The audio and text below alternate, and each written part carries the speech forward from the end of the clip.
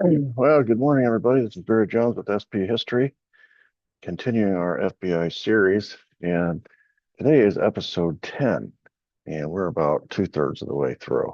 It's kind of long series, and we're getting to some of the good stuff now. Now, obviously, you know that if you've been following me, we've been going chronologically. We're past the D-Day of the JFK assassination, but that's where a lot of this stuff gets interesting. You start to at the date or thereabouts, pretty much everybody just assumed what the FBI was saying was true about the evidence we went over yesterday and things about Lee Harvey Oswald, et cetera, et cetera. It wasn't until subsequent years when the pattern started to repeat itself. For example, in the two of the stories we're going to talk about today in '68 with MLK and RFK, you start to see the same patterns.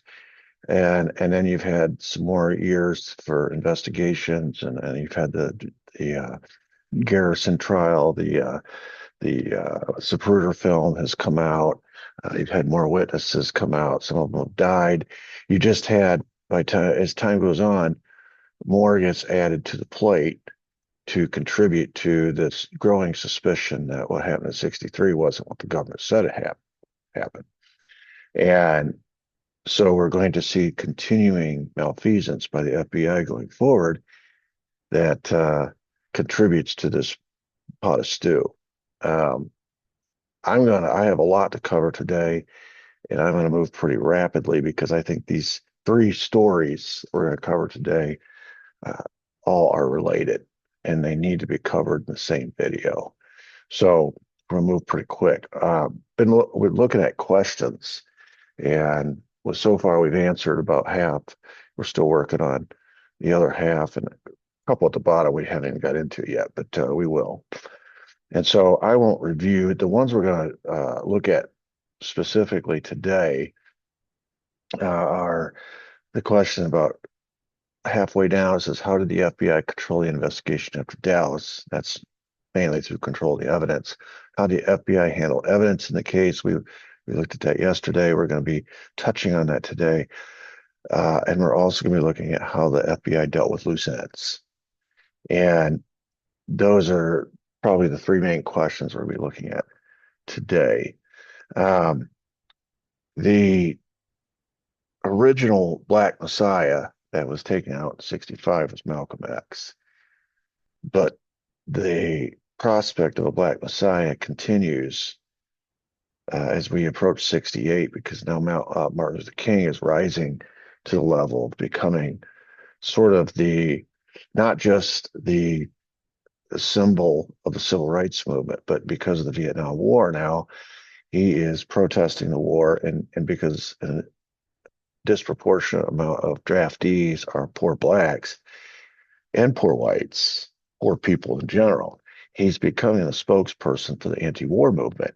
So wrapped up in what he's sort of the equivalent of JFK in the sense that he embodies both agendas and is a threat to the deep state, is a threat to, we've learned, we've gone over it and over and over again how, from a personal standpoint, J. Edgar Hoover, which of course, when you say J. Edgar Hoover, you're talking about the FBI, their number one and number two agenda items were to target so-called communists or radicals, which would include anti-war protesters and civil rights leaders. So it made perfect sense. JFK embodying both of those movements, saying no to the war in Laos, saying no to a war in Cuba, saying no to a war in Vietnam, driving forward civil rights. He became the embodiment of those two agendas, thereby the target. Well, now we fast forward to '68. Used to be Martin Luther King was just sort of the civil rights symbol, but now with the war, his stature has grown, and there is legitimate fear amongst the higher ups in the in this deep state structure that he might be our first black president. His constituency is growing that fast. So we're to March 16, 1968. Bobby Kennedy announces his intentions to run or to challenge LBJ for the Democrat nomination. This is March 16th. At which point, on the same day, J. Edgar Hoover notifies his buddy in the White House, LBJ, that RFK, in addition to running for president, is attempting, and we find this out because, of course, Hoover is aware of this because he's got full round-the-clock surveillance on Martin Luther King, just like he did previously on Malcolm X. And so he is notifying LBJ that RFK has reached out to Martin Luther King, advising him of his decision in advance and asking him for support. And there is this fear that they're going to team up, that Bobby's going to run for president. He's going to pick as his running mate Martin Luther King. Can you imagine what a dynamic uh, duo that would be? Anyway, so 2 weeks later, LBJ announces he's not going to seek re-election. Now, this is not a direct reaction to the fact that RFK has announced he's getting in. There was a primary that had occurred previous, and LBJ, because of the anti-war sentiment in the country, he's viewed as the pro-war candidate, barely won. Here he is, the sitting president, and this is a primary. So these are Democrat voters who barely picked him over the guy he was running against. I don't remember his name, but he was not considered a heavyweight at all. So LBJ's reading the room and he says, I don't have a chance. Whoever runs against me, if they're anti-war, they're going to win. And that might be a primary. And RFK's definitely, by March 16, he's definitely going to be anti-war. And so it's me against a Kennedy, and he's going to be the anti-war Kennedy. I don't have a chance.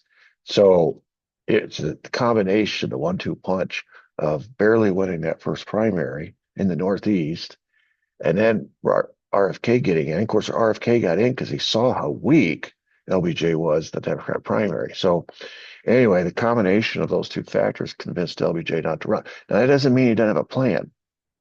We'll get to that. He has a plan, okay, for a successor who will carry out his policies. But, and of course, very important within that plan is somehow preventing RFK and MLK from winning and doing what his friend Hoover says he suspects they're going to do, and that's to team up. So the plan is somehow to put in his place, insert in his place, sort of a straw man who's going to carry out his policies, sort of a Manchurian candidate kind of thing, and then at the same time block RFK and possibly MLK as well. So there's a lot going on here.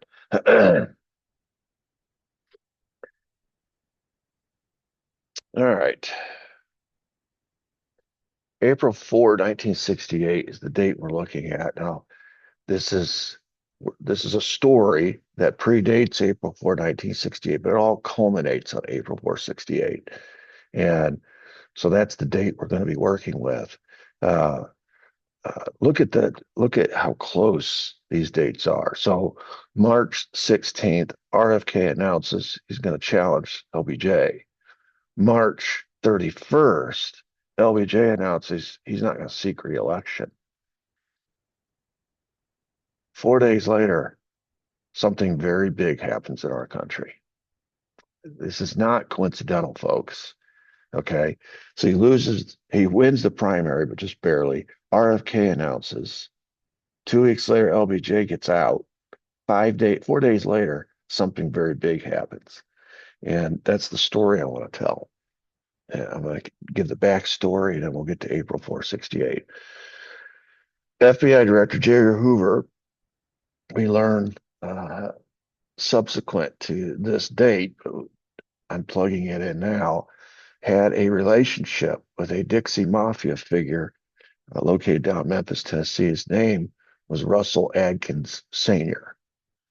And there you see a picture of Russell Adkins and then Clyde Tolson, who is J. Edgar Hoover's number 2. This relationship had gone back years. It was a collaborative relationship. You do something for me, I'll do something for you. He oftentimes, instead of meeting with him personally, which of course you can't do, it's just like Kennedy couldn't meet with Giancana, right? So what Hoover would do is he would send his number 2, Clyde Tolson, down to meet with him and his family, who were the heirs, especially his son. And he would have instructions for him, money to pay off informants and take care of matters that Hoover wanted taken care of. So uh, we just need to establish this relationship. This predates everything that's fixing to happen, but it sure does come in handy. According to Tyler Adkins, who is Russell's son, and eventually Tyler spoke to the several folks investigating this whole scenario, and actually was called to testify in a civil trial. And Lloyd Jowers, another self-admitted conspirator in this big event, also called to testify in a civil trial. So this is all official court record stuff. Okay, these were sworn statements under oath. An official decision to kill Martin Luther King came in 1966, but the plot was undecided on a location at first. So the plot to kill King actually predates all of this maneuvering by 2 years. All this maneuvering around related to the 68 presidential election. So it was, what I'm saying is it was already, the wheels were already in motion. And it took a lot of prep work to get this going and to create a plot, a conspiracy that would give full immunity. They would get away with it, the people in charge of it. So, according to Lloyd Jowers and Adkins, Hoover began preparations for creating a scapegoat for this crime that same year. So this goes back to 66. So the same scenario we saw with Oswald, where in 1960, Hoover writes a letter or a memo to the State Department saying somebody down in Dallas is using Lee Harvey Oswald's name and his birth certificate, impersonating him. And you might want to check into this. And any information you can provide us would be great. That's 3 years before the actual event. And then you see in the run up, his entire his time in Dallas before he went to New Orleans, under the guidance of George de Marshall. Then he goes to New Orleans. He's being sheep dipped under the guidance of Guy Bannister. Goes back to Dallas. Now he's under Ruth and Michael Payne, being sheep dipped. Doppelgangers popping up everywhere. In other words, setting up a patsy requires uh, premeditation. You need some lead time to create this cover story that you can drop when you want to drop it. So this is according to Jowers and Tyler Adkins. And according to these two witnesses, the contract was initially offered to New York and Chicago mafiosos, and they declined. They wanted part of it. This was a $1 million murder contract from the FBI and the CIA, again, working together. Okay, because again, they have this is a domestic operation, but they have the same agenda: anti-communist, anti-civil rights. Martin Luther King represents both; it embodies both. They have the same targets, so they're working together on this. Uh, However, it was offered also to Carlos Marcello down in New Orleans, and he didn't turn it down. What he did is he accepted it and he handed it off to one of his underbosses, a guy named Frank Liberto, pictured here at the top, who is the Memphis boss, who is under Marcello. And Frank Liberto has now been given the contract by his boss. Liberto, by the way, before he died, did confirm that it was his uh, organized crime syndicate, Memphis, that was handed the contract that eventually killed Martin Luther King. So this was confirmed by the man himself. And so that's how the decision was made. They couldn't decide where it was going to be, New York or Chicago or New Orleans. It ends up being in Memphis just because Marcello out of New Orleans accepts it, but he hands it off to his Memphis underboss. So that's how they decide on the location. In 66, as mentioned earlier, Hoover is trying to figure out who would be a suitable patsy. So he goes to William Bill Acker, who's the commissioner of the Missouri Department of Corrections. And he says, I need you to profile a prisoner at your penitentiary who fits the following criteria. He's docile, he's passive, someone who could be used as a patsy in a killing. And Hoover did not tell Acker who would be the victim of such an operation, the killing, but that there would be, they needed somebody who fit this criteria to be the patsy in this future killing. So Acker goes through the process of profiling his entire population. I don't know, he's got a couple thousand people there, right? Men, criminals. And he finds one who fits the personality profile that Hoover had given him. And his name is James Earl Ray, pictured here. And the personality profile that Acker got after studying James Earl Ray does not fit at all the public stereotype or what we've been told about this guy. It's not even close. In fact, it's almost diametrically opposed, opposite. He was passive. He was very loyal, according to the profile. Unassuming, kind of naive, a little backward, and a history of, and this is important, non-violent criminal behavior. He was a petty guy. He was a petty criminal. He'd been a repeat offender, and he fit a pattern. He was poor. He was white. He couldn't get work. He was always struggling. So he's sort of a ne'er-do-well. And he'd work here, work there. And then he'd lose his job for this reason, for that. And he would commit petty burglaries and robberies just to survive. And he would get caught. That was the repeat pattern over. He wasn't particularly skilled in a crime, which is why he always got caught. Uh, in fact, he was kind of known as a local idiot, a bumbling idiot.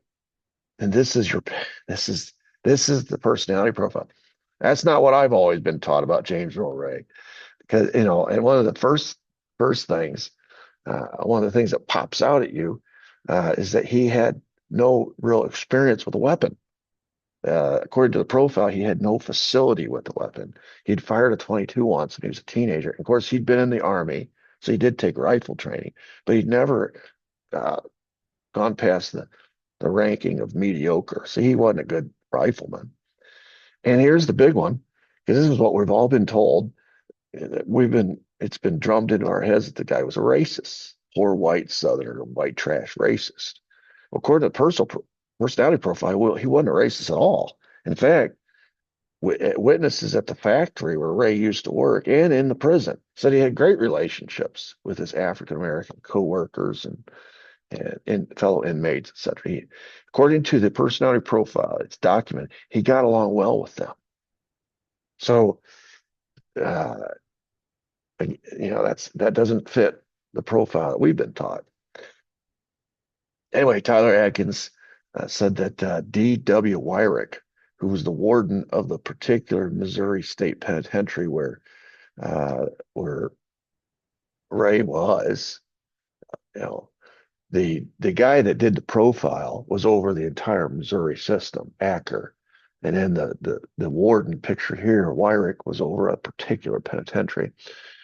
Anyway, according to Atkins, Hoover paid Wyrick $25,000 cash to facilitate the escape of James Earl Ray. In other words, to help him escape without it looking obvious that he was helped. Create the conditions that would be ripe. James Earl Ray had a history of escaping. I remember when I was living in Tennessee for a long time, he was in prison there in Tennessee before he died, and he escaped from Brushy Mountain a couple times, which was, nobody thought it was possible. He was sort of an escape artist. So they knew that about him. So they give $25,000 to D.W. Wyrick to facilitate this escape. The reason Atkins knows about this cash transaction, because he was there when Clyde Tolson, Hoover's number two, shows up with the cash, and then they go, Clyde, Russell, his dad, and Tyler, they go to the prison and they hand deliver the money to Wyrick. So here we go. Cash transactions, just like H.L. Hunt, right? Of course, Ray is completely oblivious to all this going on around him. And, but, he's always looking for his opportunity to escape. He was just hardwired that way. On April 23rd, 1967, Ray escaped from the Missouri State Penitentiary, just like he was supposed to.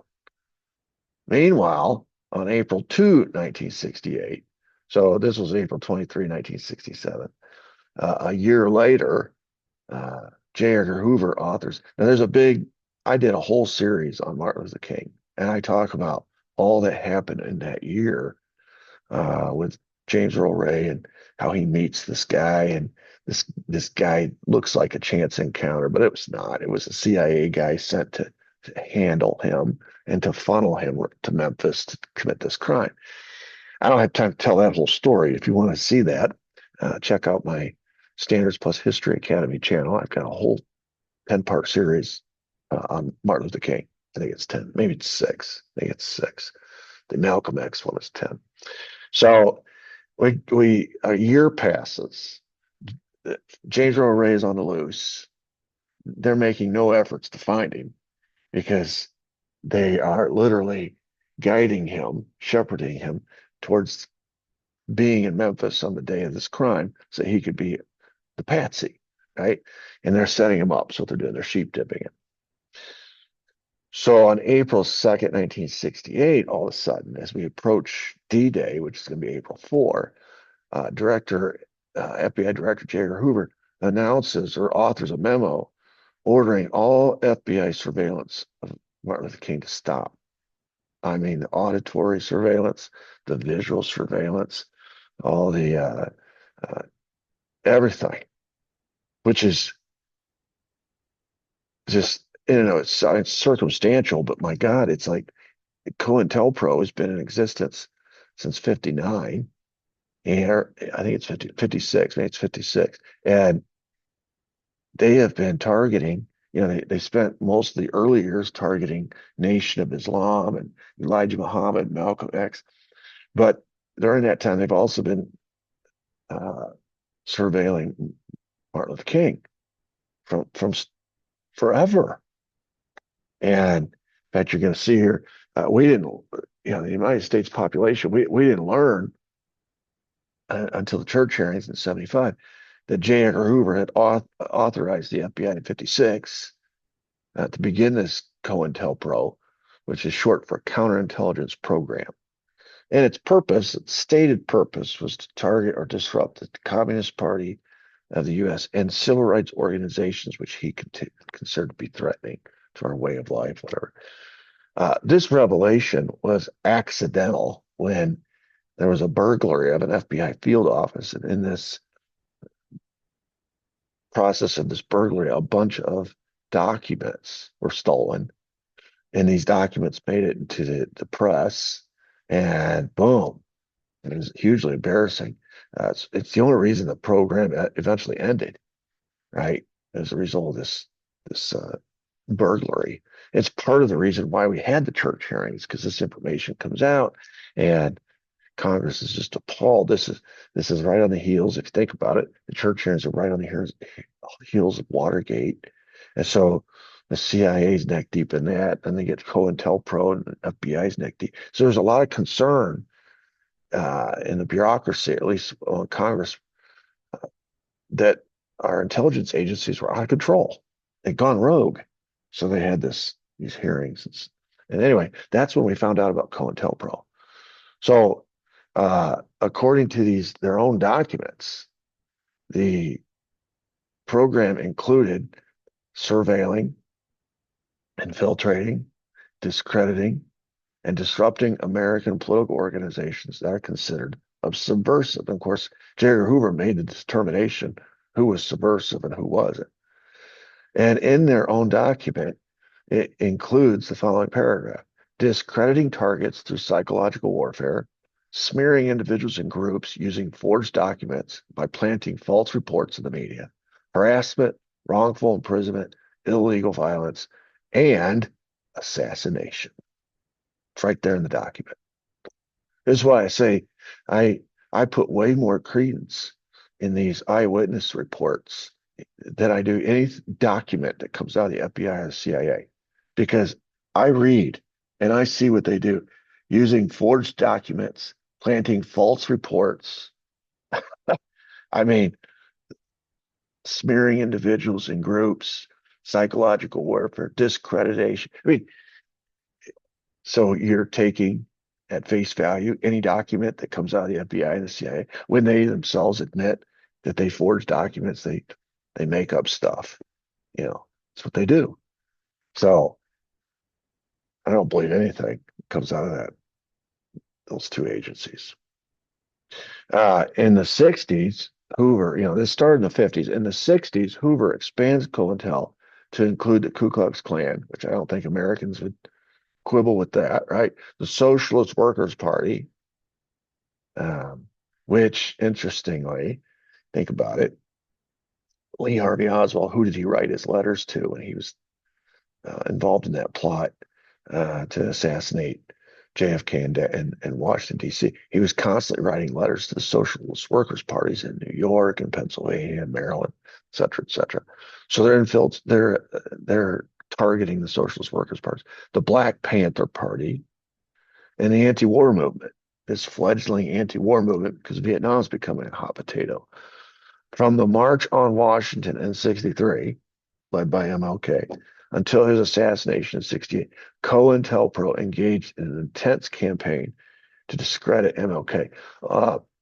There was a fear by Hoover that this is his cover, right? That Martin Luther King was aligning himself with communists. And they picked out one in particular. His name is David Levinson. FBI informants who had infiltrated these groups said that this Communist Party member, Stanley David Levison, that as late as 1956 he was an influential member of the Communist Party as late as 1956. So a self-acknowledged, self-described communist, right? Well, in their view, he was wielding influence as a top advisor to Martin Luther King. So several times he was encouraged. And here you see this memo here to Mr. Sullivan, who is the FBI director after J. Edgar Hoover dies. But you see who's copied in on it: Deloach, Wick. These are top-ranking people in the FBI. And it's about Martin Luther King, and the security matter there is about how he's affiliating himself with these communists. So that's the cover. He's a communist. He's got communist, self-described communist, widely known, acknowledged communist in his inner circle. He's a communist. But the reality was, especially as we get further into the 60s, he was becoming a very loud anti-war voice. And his status as a civil rights leader always had a lid on it as far as how big he could get. But now, as an anti-war voice, there's no lid anymore, because there's a bunch of white people they don't have any voice. No one's speaking up for their sons getting drafted. Martin Luther King's speaking up. And so they're becoming loyal to him, but his constituency is growing, and his image and his impact, everything is growing. In other words, he's becoming a bigger threat. So the question is, how did COINTEL target Martin Luther King? They surveilled him. They wiretapped his phones in his house, in his office, hotel rooms. They bugged and recorded all his conversations, whatever happened in his hotel rooms while he's on the road. They paid informants to infiltrate his SCLC, spy on him. They tried to blackmail him over and over again. Then they security stripped him, and eventually they assassinated him. I mean, it's a tried and true method process. According to Chuck Knox, former FBI agent, quote, the FBI would go into these hotels before King and his associates got there, and they would be let in by the management to bug these rooms and to have the rooms next door nearby where they could listen in to what was going on when King and his associates took those rooms. So this was an all-out assault. Anytime King was going to go to a new city, the agenda was FBI agents were on the move to get to those places first, to start to monitor and wiretap and listen to everything that was happening within the confines of those rooms between King and his associates and members of the SCLC. This is Chuck Knox inside the FBI saying this. What Hoover was hoping was that they would get some dirt on Martin Luther King that would just undercut his credibility with his entire movement. And they could leak it to the press. The press would report it, and it would kill his movement. So they were hoping for, some sort of communist dirt or maybe a woman, a white woman. Can you imagine? Uh, a crime being committed, whatever. They were infiltrated and they were surveilling, hoping to get dirt on him. The problem was in the 60s, back then, the press wasn't in this gotcha mentality like they have now, where they're rushing to try to air the dirty laundry of prominent public figures. In fact, that was one of the things that Hoover ran into with JFK prior to 63 was you, you you were running out of blackmail information on him or leverage on him because the press wouldn't report it anyway. And the people weren't getting that. The leverage was no longer leverage. And people didn't seem to care anyway, but the press certainly didn't care. And the same seemed to be true of Martin Luther King. He was a hero. Nobody wanted to be the guy that took him down. Another tactic was infiltration. Ernest Withers famously was that famous civil rights photographer. He's the guy that did the "I Am a Man" picture down here at the bottom. Um, and there is this picture top left there. He was a paid FBI informant. He followed the Martin Luther King crusade all around the country. And he was just embedded with the SCLC, taking all these photographs. But he was paid for it, and he was working for the FBI. And he was at it, within the organizational meetings. He was at the marches.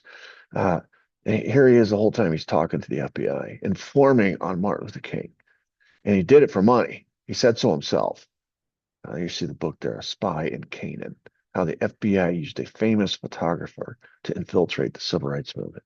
He wasn't the only one. Reverend Billy Kyles was also compromised by Hoover. And he's the guy that led Martin Luther King right out into the balcony. He got him out there on that balcony saying that some of your fans were out there and they want to see you. And then you see the photographs, right as the shootings, after he leads him out there, he ducks back inside the motel room like he knows something's fixing to happen. And Dick Gregory, pictured here at the bottom, in 2016, asked him, kind of confronted him about why he ducked back into that room. He said, that sure didn't look good for you. And he says, well, I didn't want to get shot. This is before the shooting happened. He ducks in before the shooting. Gregory says, well, how'd you know there's going to be any shooting? Kyles replied, well, I just figured under the circumstances, which makes no sense because he's the guy talked him out onto the balcony. So if he just figured under the circumstances there's going to be shooting, why would he talk him out onto the balcony? Unless that was his job. We're going to talk about Billy Kyles again here in a minute, but they also use blackmail. This is the most famous, they mailed King a tape recording of one of his hotel rooms being bugged, and it evidently was of him and a woman. And they said that the recording was going to be released to the public unless he committed suicide. That was the blackmail. Another time, they start a letter writing campaign of everything bad Martin Luther King was involved in or incriminating, and they sent it to Coretta Scott King's wife. And so they're trying to bust up his marriage. They're trying to get him to commit suicide. And then they also used the time old, the standard security stripping. And this was pretty elaborate how they went about this, but boy, it sure was effective. On the day in question, or the trip in question, when Martin Luther King went to Memphis, his entourage, they weren't even supposed to be at the Lorraine Hotel.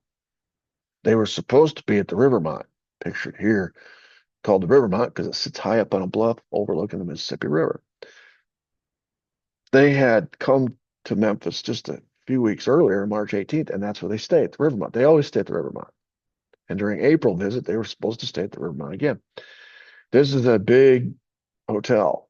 It's a flagship Holiday Inn chain hotel, 550 some odd rooms, high rise, secure, luxurious by Memphis standards, and expensive. And it sits up high and kind of overlooks the whole region, the city, the river, etc. When you're going to Memphis in 1968, and you want to stay in a nice hotel, you had two choices. It was either the Peabody downtown or the Rivermont up by the river. These were the hotels in Memphis in 1968. Well, the Invaders, which was a more militant civil rights group founded by Memphis college students in 67, it was the it was using, I'm not sure Malcolm X would approve of it in 1967, but he's dead and gone. And if you remember the story on Malcolm X, in his early days, Nation of Islam days, he was very militant. Black power, whitey's bad. He advocated violence and all that kind of stuff. In his later, when he became more dangerous, was when he became peaceful. He talked about unity and brotherhood. He started making peace with Martin Luther King, and civil rights became, instead of a civil rights issue, now to him it became a human rights issue. It extended past the borders of the United States, went to the world. That's when he became a real threat, right? Well, they took this invader group, they took his early dispensation of violence, of by any means necessary. And there was always that schism in the civil rights movement between Martin Luther King's peaceful non-cooperation, non-violent non-cooperation is what he called it, and then the more militant, by any means necessary faction. And there was always that schism there between them. So this is a group that's more militant. So they're not necessarily fans of Martin Luther King. And this is a movement inspired by Stokely Carmichael, Malcolm X in his earlier days, as I mentioned. It included things like the Black Panthers and the Black Power movement. These are all rivals of the SCLC, Martin Luther King's group. And they are in Memphis. Obviously, that's where they got their start. And they begin, before he comes back for his second trip in April, they begin smearing Martin Luther King as uppity, which is it's a pejorative term in the Black community. It's code for white. He's acting white. And their beef with him is that he's staying at the Rivermont. He's coming to Memphis to march with all these poor garbage workers. But meanwhile, he's staying at the Rivermont. And the juxtaposition of that was embarrassing to Martin Luther King and to his entourage. So at the last minute, they changed their whole itinerary and switched from the Rivermont to the Lorraine, which is considered very low rent and doesn't have near the security that the Rivermont had. And you see why this switch was necessary. Now, were the invaders involved in this? I don't know. I don't know if this was part of the security stripping or not. I can't prove it. But the fact that he was not at the river, the assassination could not have happened the way it happened if he was at the Rivermont. But at the Lorraine, all the cards are on the table because, I mean, it is just wide open. And it's a very small hotel or motel. And the balcony is, instead of it being internal, it's external. Somebody from across the street could shoot you, which is exactly, and here you see a picture of it. And the Lorraine Motel was small. At the time, it only had 28 rooms. So it's very small, very cheap. It sort of had a reputation in town as being a place where prostitutes, it's kind of a whorehouse, hourly rate motel. You all know what that means, right? Pay by the hour. It was actually listed in the Green Book. The Rivermont was not, nor was the Peabody. And if you know anything about the Green Books, African Americans would use these Green Books when they traveled in the South to find places to eat and stay that were hospitable in a still segregated South that was open to them. So this was on the opposite side of the tracks, such as it were, from the Rivermont and the Peabody. Now here's where you see the security stripping. It's very intentional what's happening here. He had when he came to Memphis in April, he had a volunteer six-man security team. These were folks who believed in the cause. They were African American. They were sergeants. They were detectives from Memphis PD, and they had volunteered their time in off hours to provide security for Martin Luther King when he came to their city. And all of a sudden, on the evening of April 4th, 1968,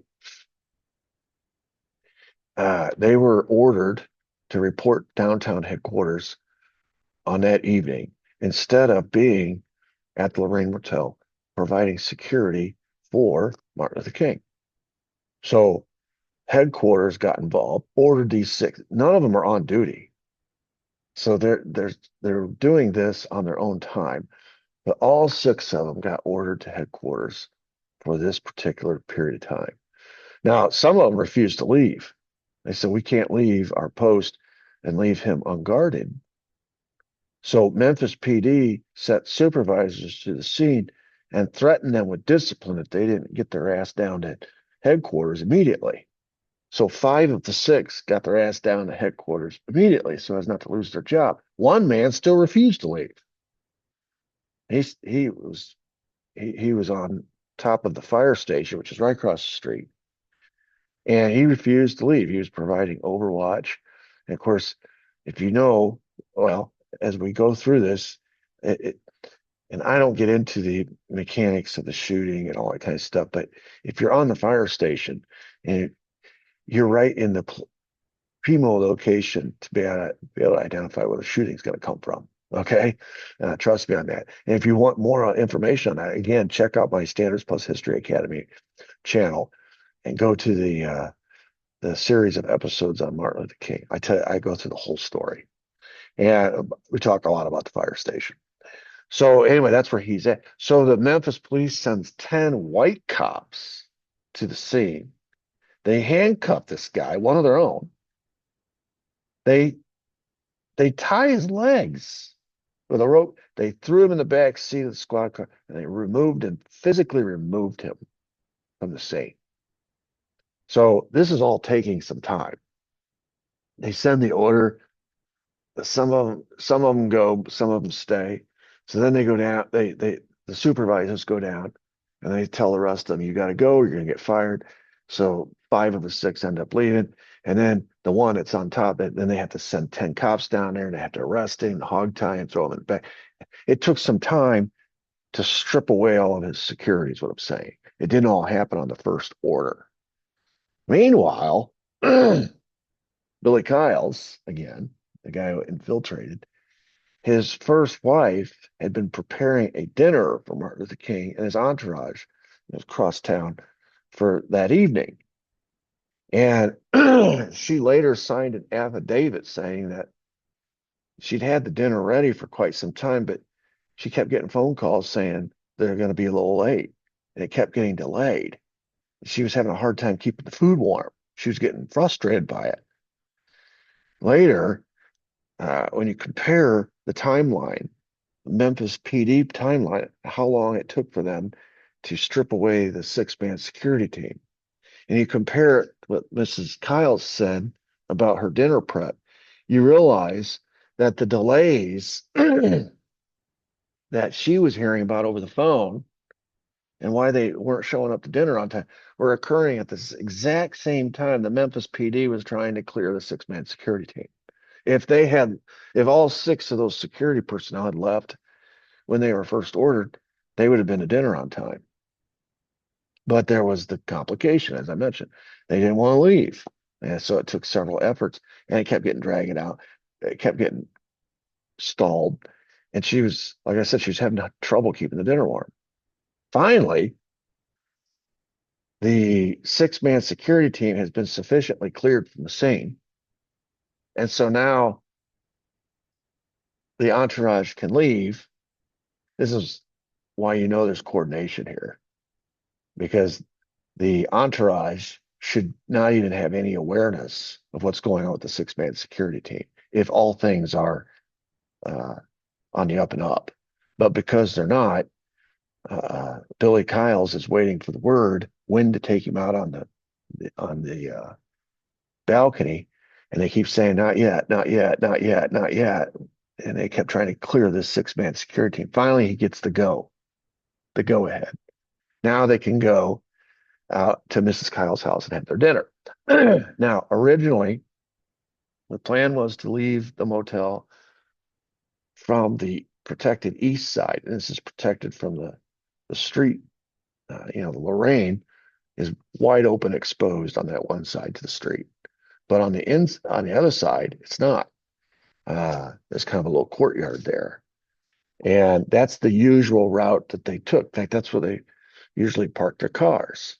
And it was protected somewhat, at least from where the shots are going to come from. But instead of that, instead of taking the internal, which means you're going to not come out on the balcony, you're going to go internally through the building out to the east side instead of the west side. But instead, in this case, according to Jesse Jackson, who just died, day before yesterday, I think, Reverend Billy Kyles, and he remembers it was Reverend Billy Kyles who insisted, no, let's go out the west side, out this balcony. And that's when he told him, some of your fans are out there and they want to see you. So the you see what's happened here. They're supposed to be at the Rivermont. They get shamed into the Lorraine. They're supposed to go to dinner, but the 6-man security team is being security stripped away, and it's taken some time. When it finally gets stripped away, now they're supposed to go out the east side. Instead, Billy Coss says, no, let's go out the west side on this balcony. So if any one of those, and it's a chain reaction, if any one of those things doesn't happen, Martin Luther King doesn't get shot. But they did happen. And there's coordination here. They're all working together. So he goes out in the balcony. Of course, you know what happens. He gets shot from across the street. And the first guy on the scene is Merrill McCullough. Pictured here, you see Martin Luther King lying on the balcony there. You can see the blood. He got hit, in the neck. And Merrill McCullough is the guy kneeling. He's the guy circled in red. They call him the kneeling man. He's the first witness on the scene, and he's the one that first pointed in the direction of where he thought the shots came from, which was the rooming house. And then all these others swarm out right afterwards, and they follow his lead, and they begin pointing. It's a very famous photograph. But McCullough was the first person to reach Martin Luther King, bent over him, and he's the one that started everybody looking in that direction. Who was Merrill McCullough? He was an FBI informant who had invaded the invaders. This is why I suspect that the invaders shamed Martin Luther King, the SCLC, and their whole entourage on purpose, because a guy like Merrill McCullough, they had to get them out of the Rivermont to the Lorraine. The Rivermont was too secure. And to carry out the assassination the way they wanted to carry out, they had to get that change. And Merrill McCullough was the informant inside the invaders who helped, I guess, stir up the invaders to force that change. So going back to my original question, yes, I do believe the invaders were involved in this whole plot. Perhaps unwittingly, but Merrill McCullough was not unwitting. He knew what he was doing. He was ex-military police. He was career CIA. So he's infiltrated this organization that's pretending to be a civil rights agitator, but really he's working on behalf of the CIA and the FBI. He's the first one on the scene. I think that says a lot, doesn't it? And he gets everybody looking in the direction of where he wants, or they want, the shooter to be identified as having shot from. Why? Because that's where they're going to have the patsy, right? So the story goes, James Earl Ray was registered to a room there, and they find a duffel bag out front the building there, the flop house, where it's got all this incriminating stuff of his that was dumped there, including a rifle. I mean, my God, like he went out and just dumped it right there on the scene. And so there's this big manhunt. They eventually arrest him. They get him in England. He'd fled the scene, obviously, but again, I don't have time to tell that whole story. But all along the way, from the time he'd escaped from prison to his eventual ending up there in Memphis, to his flight afterwards, and where he fled to and how he fled, it's all contrived and controlled by a handler who we find out later was neck deep. He was a CIA handler. And so the FBI arranged his escape from prison and the CIA sheep dipped him and got a handler involved and basically maneuvered him around so that they could arrest him as the patsy. And it's unbelievable story. Again, check my Standards Plus History Academy channel out. The the 6-part series on Martin Luther King. I get into the details. I just don't have time here. So anyway, he ends up in trial. And to his attorney, he denies vigorously that he had shot Martin Luther King. And the only reason this now is subsequent to the trial where he's found guilty. He says the only reason he pled guilty is because he was under enormous pressure from his lawyer, Percy Foreman, who told him if you don't plead guilty, you're going to get you're going to get the death penalty, which I believe was the electric chair. If you at least cop a plead guilty, you'll get a sentence of 99 years, which means you'll live, and then you can take it up on appeal, try to get a second trial. But right now, everybody wants blood because it's so fresh. You're not gonna, you're not gonna get a better deal than this. You better plead guilty. So Ray said, this is to his lawyer who came to represent him later. He said, Percy told me he was not in good health and could not give me a good defense. If you plead guilty, afterwards you can withdraw your plea, get a new lawyer, and seek a new trial. And he said he even produced a handwritten note where Foreman told him, I'll give you $500 cash right now to your brother Jerry to pay a retainer for a new lawyer when you're ready to do it. They always maintain that he did not kill Martin Luther King. So that brings up John Currington again. I've mentioned him before. He's the guy that was H.L. Hunt's right-hand man in Dallas. And he had told the story about how in 63 he facilitated a $70,000 cash bribe through the Chicago crime syndicate that he himself hand delivered that paid Jack Ruby to take out Lee Harvey Oswald.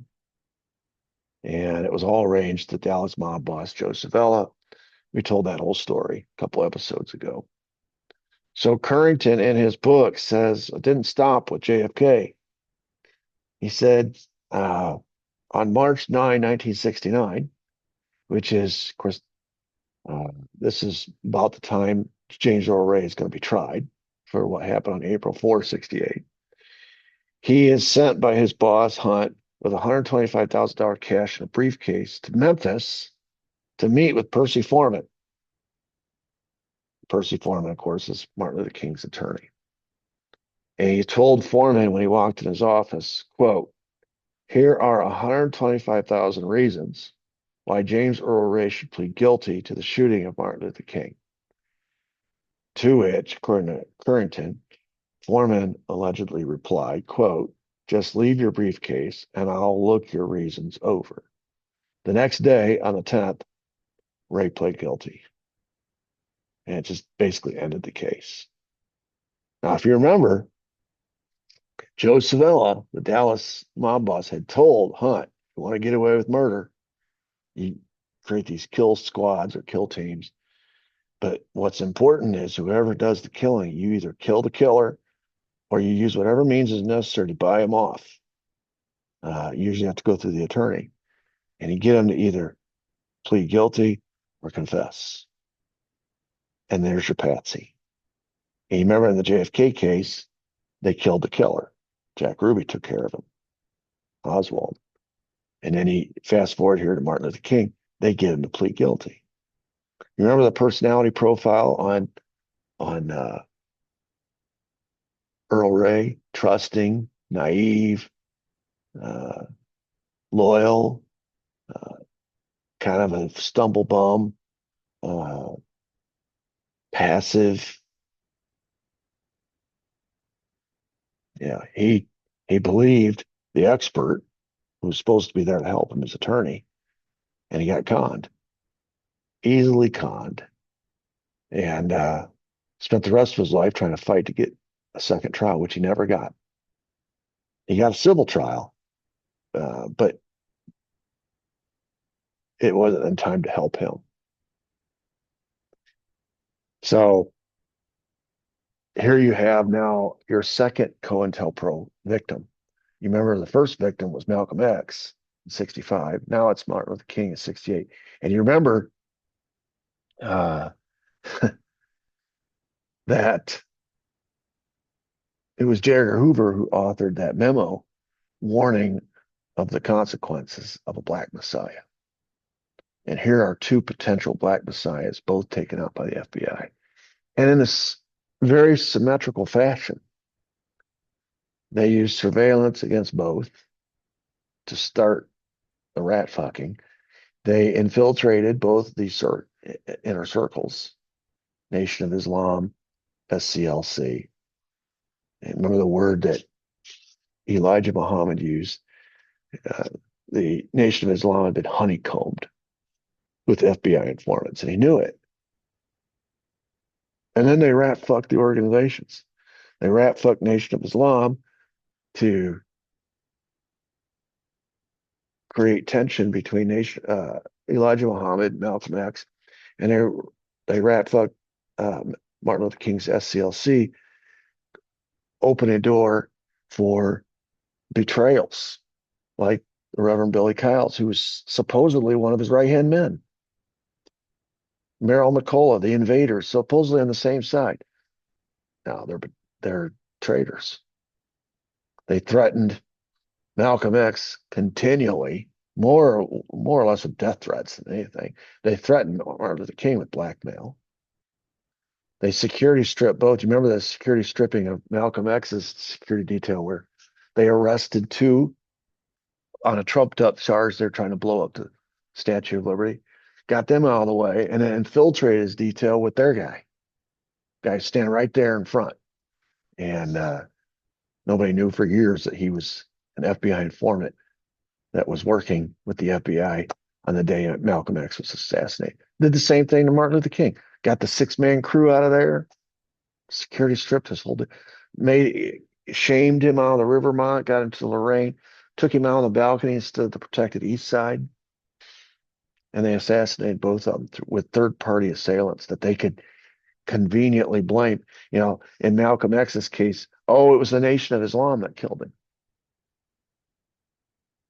And in Martin Luther King's case, it was this racist who killed him. And then they rigged the investigation. You remember the Malcolm X case? They knew in advance who the real shooter was. They protected him. And they allowed 2 innocent men to go to prison for 50 years. They did the same thing at Malcolm X. They're going to completely rig the investigation so as to focus all the attention on Patsy and away from the real killer, who actually was a Memphis police officer. Just like Roscoe White, who worked for the Dallas police, was the guy who shot from behind the picket fence and took out JFK. Then they sheep dipped to Patsy. They've been doing that. We saw all the way back to 66 when J. Edgar Hoover started that whole process. Protected the guilty man. In this case, the Memphis police officer.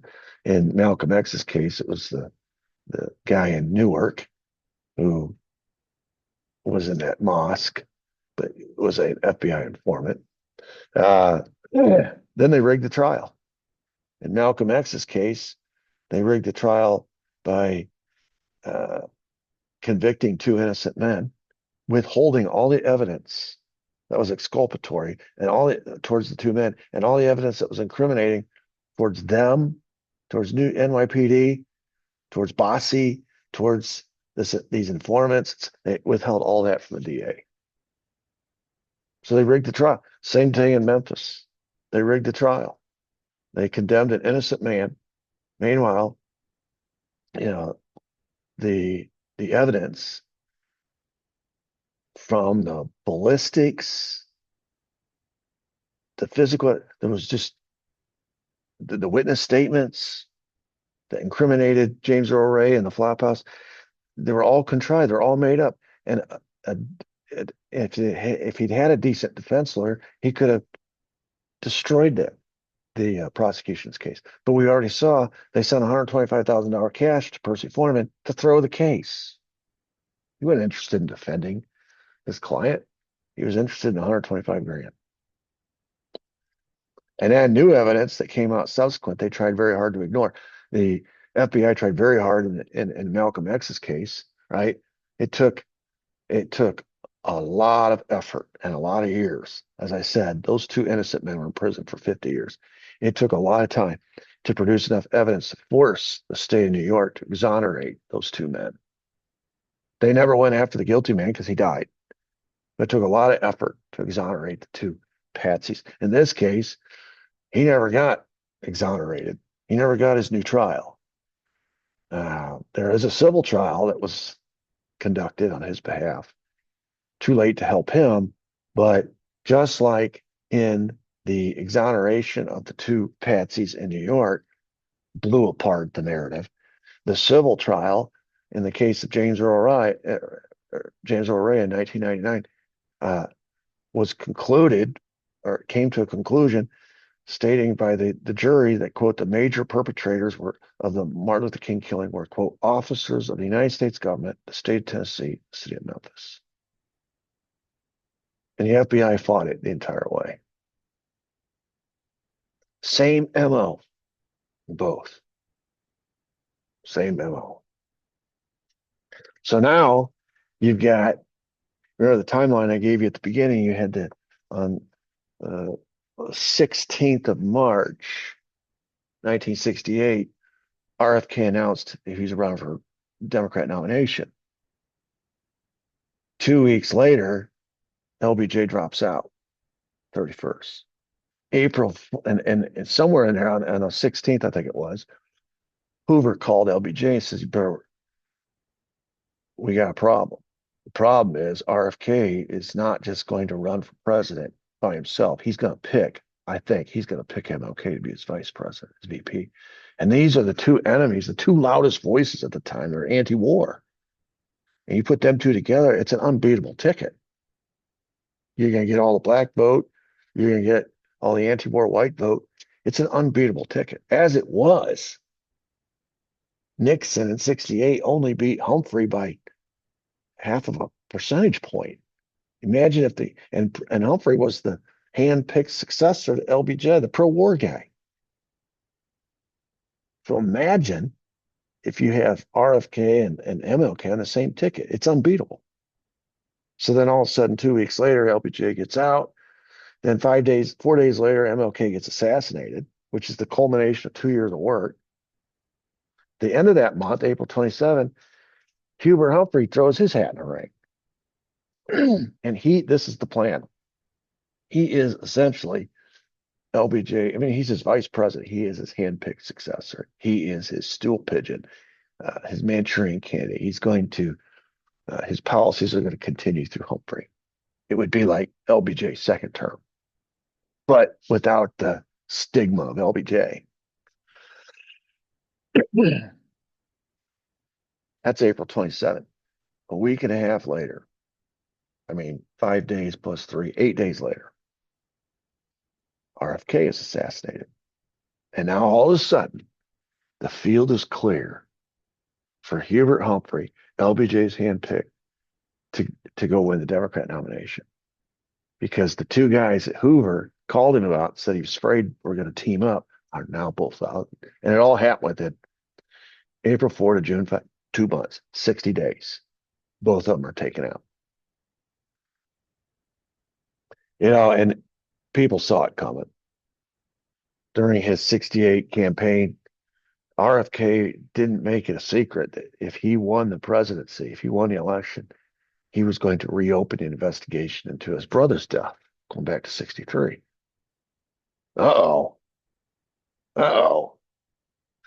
This is something that doesn't get reported, because what gets reported is there was all this conflict between Bobby and Jim Garrison. Turns out Mark Lane found out just differently that Bobby told Jim Garrison, who in 68 was pursuing the Clay Shaw trial, quote, keep up the good work. I support you. When I'm president, I'm going to blow the whole thing wide open. So this is awakening all of you've got the problems of civil rights and anti-war, which puts RFK and MLK in the crosshairs just by itself. But then you add to it this complicating factor that he's going to reopen the investigation into the 63 issue with his brother. And that's another thing to add to it. And people were concerned. RFK told journalist Pete Hamill, quote, I have to decide whether to eliminate the operations arm of the CIA, of the agency. We can't have these cowboys wandering around shooting people and doing all these unauthorized things. In other words, the war that JFK and the CIA were having back in 61, 62, 63 was going to start up again if RFK won the election in 68. Because he knew where all the bodies were buried. He knew what his brother knew.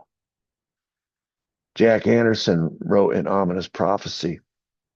If Bobby is telling people privately what his plans are, I think his life is in danger. Even the White House is not a sanctuary. So he's saying even if he wins, he says his brother was president when they killed him. And Bobby is much more vulnerable right now. He doesn't even have Secret Service protection. And that was ironic that when RFK Jr., his son, ran for president this last cycle before he teamed up with Trump, the Democrat incumbent, Joe Biden, refused to give Secret Service protection to RFK Jr., even with the family history of the Kennedys. I thought that was incredibly interesting.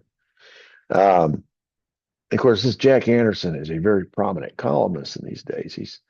He's followed, he has written about some of the suspicions about Dallas and who's behind the JFK murder. He's done a lot of work on the anti-Castro front and the mafia. This guy has the bona fides to make this kind of a statement, to recognize the same threats circling around RFK that had previously taken out JFK. Here we are back to Currington again. On June 5th, 1968, Currington, acting on the orders again of his boss, H.O. Hunt, does something that he records in his book that we need to discuss. A little backstory first. By the time we get to 68, according to Currington, Hunt and his associates, his friends, his circle of friends, the sweet 8F guys that, with LBJ and all the big oil people and the big military construction people, the Hoover people, Nixon, all these people that have been operating out of the Lamar Hotel. I've talked about it in Houston. According to Currington, Hunt said often his two biggest enemies in 68 were RFK and MLK, political enemies. Now remember, if you fast forward or if you go back and rewind to 63, according to Currington, what he was worried about, or what he told Currington he was worried about, I think it was cover, but what he told him was, we got to silence Oswald because my Lifeline program that I pay for has been blasting my three biggest political enemies for a year now, every day, calling them communists, calling them threats to national security, and he named them. They were JFK, RFK, MLK. And he's afraid, this is what he told Currington, that Oswald's going to say his motive to kill Kennedy was because he listened to the Lifeline program and he heard that he was a communist, blah, blah, blah. That's cover. But it's interesting that he named those three people. And all three of them are now dead. All three of them. So by the time we get to 68, his enemy is no longer JFK. He's dead and gone. But it's still RFK and MLK. And he's just taken care of MLK, paid off the attorney, got the patsy to plead guilty. And now the only one left is RFK. And Hunt, like Hoover, are prominent members of the Sweet 8F mafia group operating out of Houston, Texas. And what Currington acknowledges in the book is that Hunt and the Sweet F group were really concerned during the campaign of 68 that if RFK won the Democrat nominee for president, he was going to pick MLK to be his running mate. So that would thrust his political enemies from a civil rights leader / anti-war protester, MLK, and a presidential candidate, RFK, now into the White House. And boy, now you got the same problem you had with JFK, if not worse, because there's two of them. So what Currington says is that before MLK's assassination 2 months prior, Hoover and the FBI had been actively surveilling MLK under the guise, remember, that he was a civil rights leader gone bad because he was surrounding himself with communists. Well, likewise, acting on behalf of Hunt, his boss, Currington himself had hired an informant named Wendell Lyles Jr. to spy on the RFK campaign out in California. So the infiltration, the surveillance, it's the same MO. And he discusses it in his book. We'll come back to Currington here in a minute. Even Jackie was worried. She was not happy when she heard the news RFK was going to run for president. She told Arthur Schlesinger just a couple days after, she says, "Do you know what I think will happen to Bobby?" The same thing happened to Jack.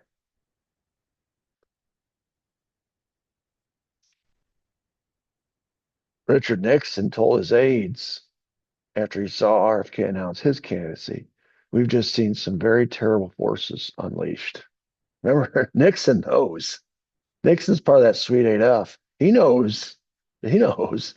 Remember, he was in Dallas the night before and the day of JFK's assassination. Isn't that interesting? He was at that party, Murchison's party, right? We've just seen some very terrible forces unleashed. Something bad is going to come of this. God knows where this is going to lead. And folks thought, well, he's talking about his electoral chances of winning now, because RFK is probably going to win the Democrat nomination, which means now Nixon's going to get beat by another Kennedy. And it's all doom and gloom. Now, Nixon knows when he says terrible forces unleashed, he's talking about the forces of darkness, like what happened in Dallas 5 years prior. That's what he's talking about. Clyde Tolson, Hoover's number two and his longtime lover, told a group of FBI officials after RFK's announcement, quote, "I hope that someone shoots and kills the son of a bitch." And that's exactly what happened. He wins the primary, which virtually assures him of the Democrat nomination. Famously says, "Now on to Illinois or Chicago."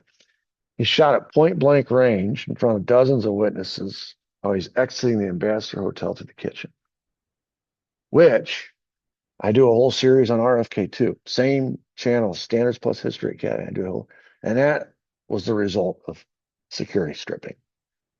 He was not supposed to go through the back kitchen. They rerouted him at the last minute. The guy rerouting him, pushing him by the back of the shoulder, was a man named Thane Eugene Caesar, who was a recent infiltrator into a security detail. He's CIA.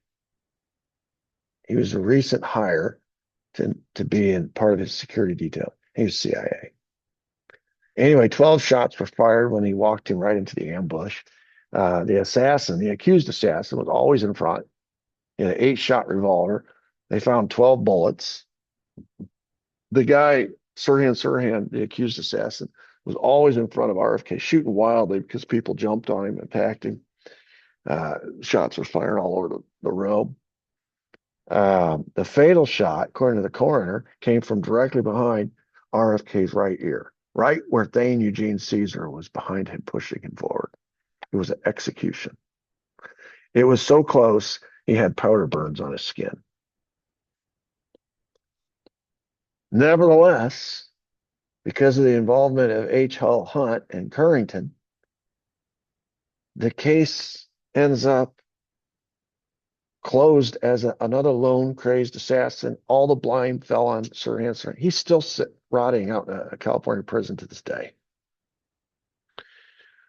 This is another target, in this case, RFK, who was surveilled, infiltrated.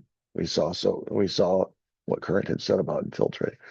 Rat fucked, threatened, security stripped, and eventually assassinated.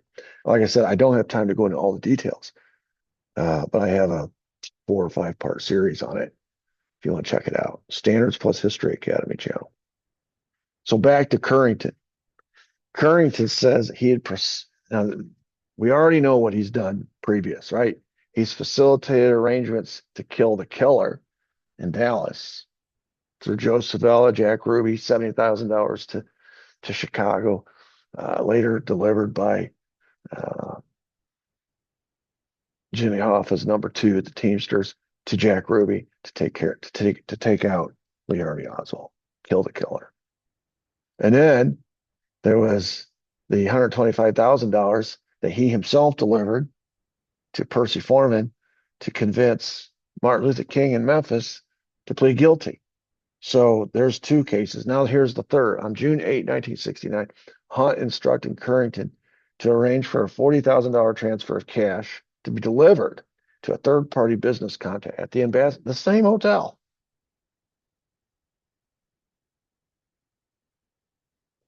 And so he does.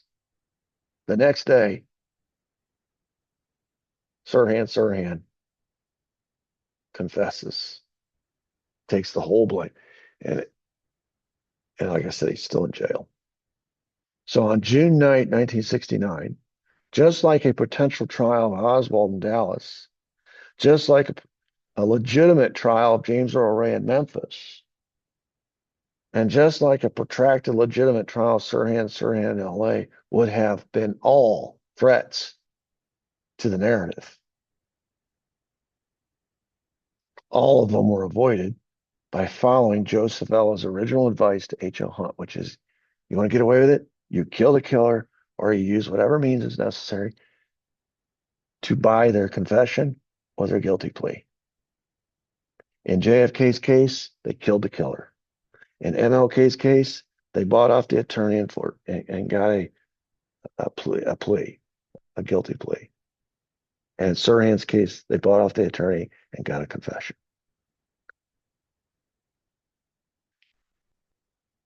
And then, of course, you want to add to what H.O. Hunt contributed to this whole sordid series of affairs is that he paid off Marina Oswald as well to go out and publicly bury her husband with her statements and her testimony to the Warren Commission.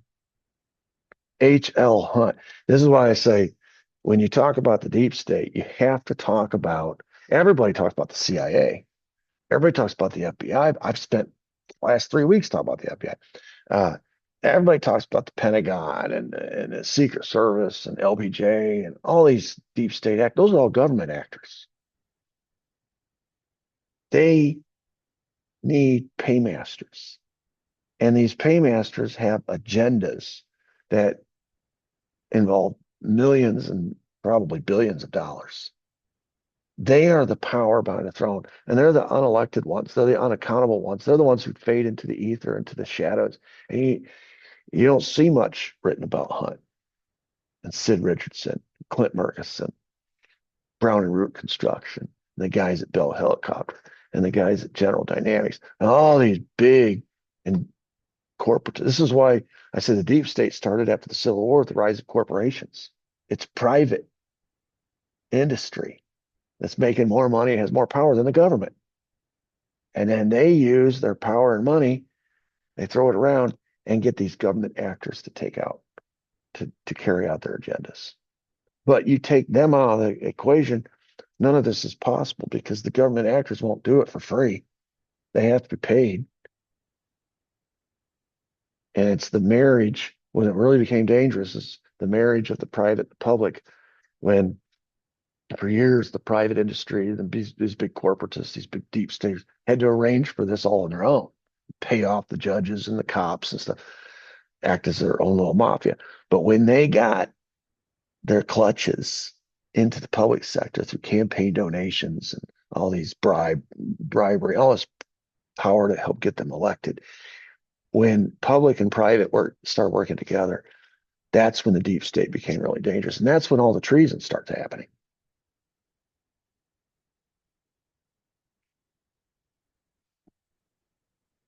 So Currington, who said that in 68, Hunt had told him his two biggest enemies were RFK and MLK.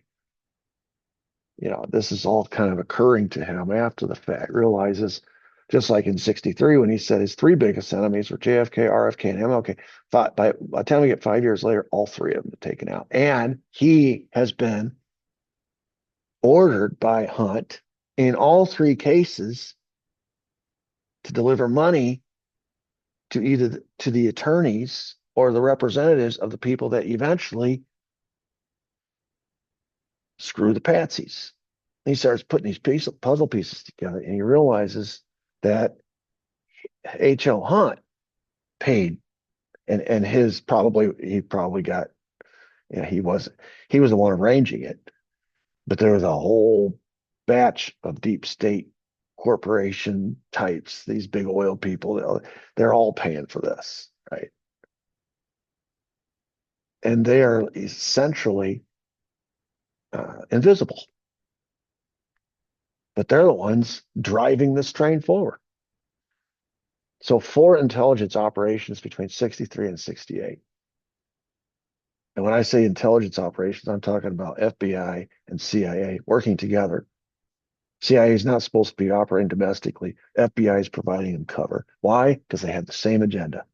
We got to get rid of communists, anybody who's radical or anti-war, and we don't trust any of these civil rights leaders. We got to get rid of them, the Black Messiah, all that. They have the same targets. They have the same agendas. So they're working together, resulting in 4 assassinations of the 4 loudest pro-civil rights, anti-Vietnam War voices in America. And after which each one of them and all total, all the conspirators were fully immunized each and every time. Who are the 4? It's JFK in 63, Malcolm X in 65, MLK in 68, RFK in 68. One of the questions that Oliver Stone poses in the JFK movie: why were these men killed? He's talking specifically about JFK, but I could open it up to include all of them. Why were they killed? Who benefited? Who had the power to cover it up? Look at those last 2 questions. Who benefited? Who had the power to cover up? In all 4 of these cases are pretty much the same entities. The mafia does not have the power to cover up things with respect to the legal system. And they can try, they can buy off a judge, or kill a cop, whatever. But the government has carte blanche to carry out these. And this is what the deep staters have recognized. If we can get them on our side, the public sector on our side, they control the judicial system, they control the legislative system, the judicial system, they control law enforcement, the military, they control everything. If we have them in our pocket, we have ultimate authority, ultimate power. And remember what Joe Savella's advice to Hunt was: to get away with murder, you must be willing to kill the killer, which is what happened to Oswald, buy his guilty plea, which is what happened with Ray, or buy his confession, which is what happened with Sirhan. So then what happens?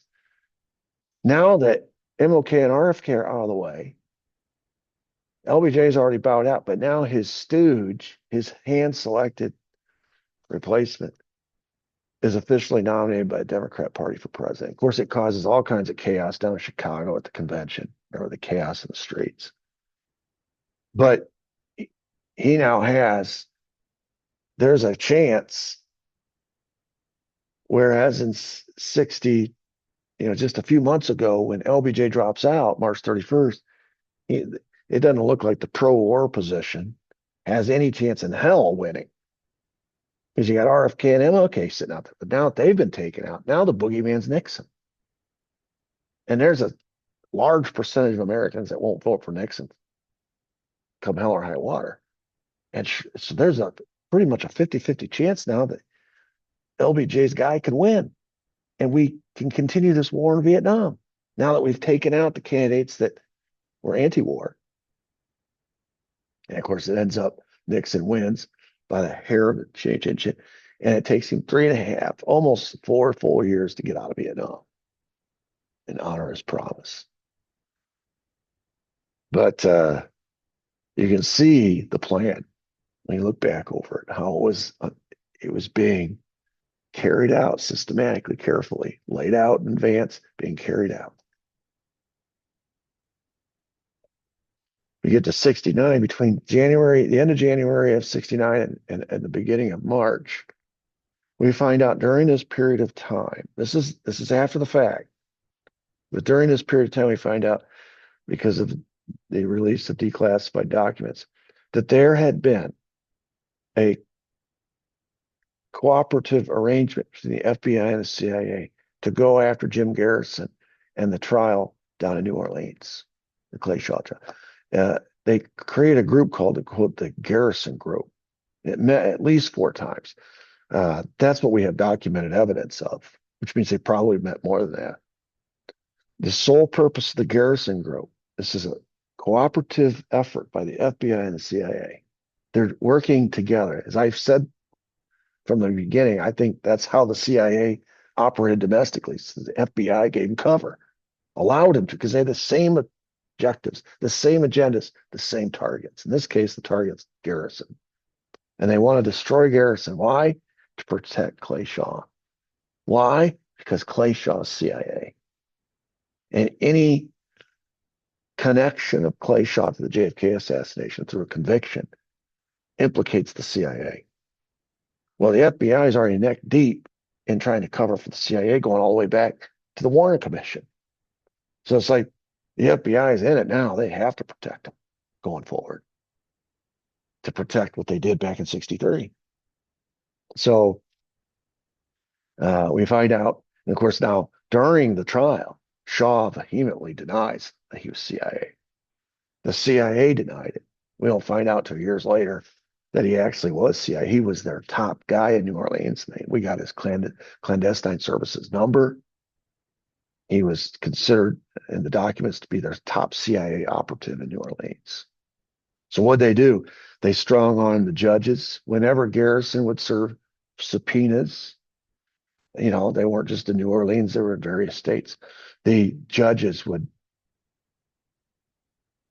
they wouldn't serve them. They wouldn't enforce them. This was a direct order by former CIA Director Allen Dulles, who advised these judges not to recognize these subpoenas. So, Garrison's already lost his 2-star witnesses. We talked about that. Tying up loose ends, right? They got rid of Ferry and Eladio Del Valle. Jack Martin, whom he based the whole trial on, refused to testify. So he's struggling to keep his witnesses. And now, in the search for other witnesses and other evidence, he can't get judges to recognize his subpoenas. That's unheard of. The CIA and the FBI wired his offices in his home. They bugged his phones. They put physical tails on him. They literally provided help in the form of investigators and lawyers and documents and anything they needed to help Shaw's defense team. They came in and became like his unofficial defense team. And CIA assets and FBI informants infiltrated Garrison's office and rat-fucked it from within. I mean, they leaked stuff. They destroyed documents. It's just a whole rat stuff. I did a whole series on this too. So this if you have nothing to hide, if the Warren Commission was legitimate and did its work and was credible and operated as a good faith effort to get to the bottom of what happened in Dallas, and all the evidence came from the FBI into the Warren Commission, if all that was honest, and they're all honest brokers, none of this is necessary.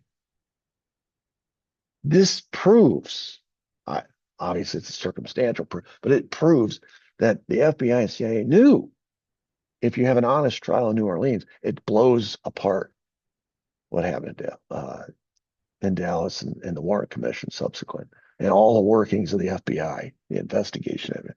So the cover up had to. That's the thing about telling a lie. You know, my mom used to tell me, if you tell a lie, you better remember it. And usually what happens is the lie has to get bigger and bigger and bigger as time goes on. And you better remember it exactly the way you first told it. And they're obligated to the lie now. They're tied to it. This group bullied not just Garrison in his office, but also the New Orleans media, and covered Garrison just terribly, very unfavorable, locally and in the national press, trying to discredit him and his investigation, trying to smear him with charges of corruption, et cetera, et cetera. And when he lost the trial,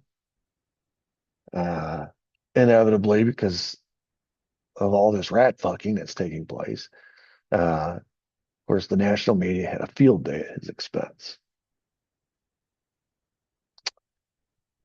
All right, now we fast forward to December 4, 1969, and this is our third installment of Hoover going after what he perceives could potentially be a Black Messiah. We've already seen it with Malcolm X. We've seen it with Martin Luther King. Now we're going to see it with Fred Hampton in Chicago. COINTELPRO again. He was the founder of the Black Panthers in Chicago. We already know COINTELPRO is surveilling, infiltrating, rat fucking Black Panthers. We already know that. Hoover's labeled them, communists and they're anti-war protesters in addition. So that makes them communists. There's civil rights. There's the civil rights element. I mean, he's right in the wheelhouse of Hoover's target. He had formed the original Rainbow Coalition, not the Jesse Jackson one, but the original. This is an alliance of different ethnic groups: African American, Puerto Rican, poor youths who in Chicago were always fighting each other in the streets. His coalition was trying to. It was literally a non-aggression pact amongst the gang members that represented these different ethnic groups to bring peace to the streets of Chicago. He's doing a good thing. And of course, the FBI says he's a threat, a radical threat. And they infiltrated him. Oh boy, here we go again. He hired a bodyguard named William O'Neill, not realizing this guy was an FBI agent, infiltrator / provocateur. And he delivered to the FBI. This is like Judas Iscariot. Hey, meet me at the garden, right? At such and such a time. And when you show up, I'll kiss the guy. I'll kiss Jesus. And when I do, that's your mark. So he delivers to the FBI a floor plan of Hampton's apartment.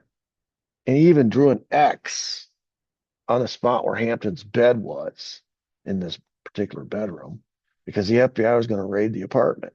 And they wanted to know where his bed was. Why? Because they're going to shoot him. They're not interested in arrests. The ballistic evidence on December 4th, 1969 showed that most of the bullets fired in this exchange, and of course, he's firing back because somebody's broken and entered into his apartment. He doesn't know who it is. So he's trying to defend himself. But most of the bullets fired were aimed at Hampton's bedroom, as you can see here. Over 100 rounds were fired by Chicago police and FBI into that bedroom in the direction of that bed, and they killed him in his bed.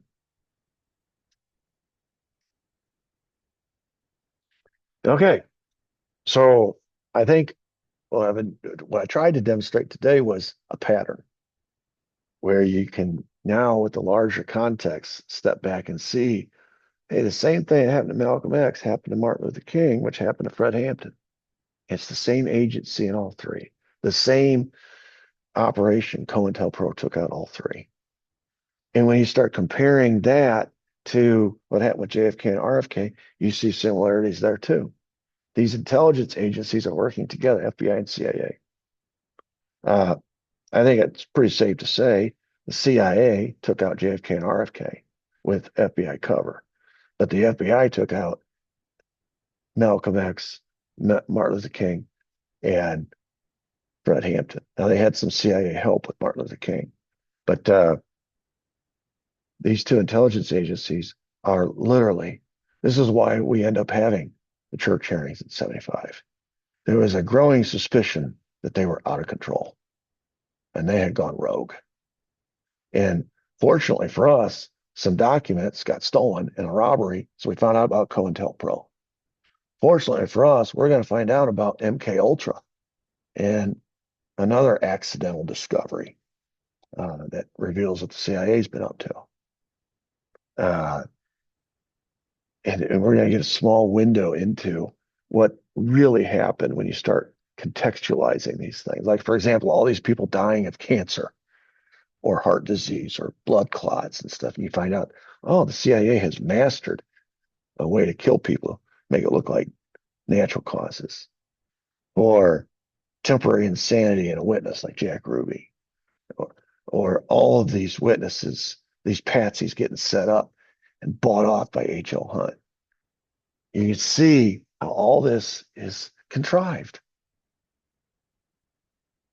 And in the moment, it, especially if you have any faith and trust in these institutions, you believe what they tell you.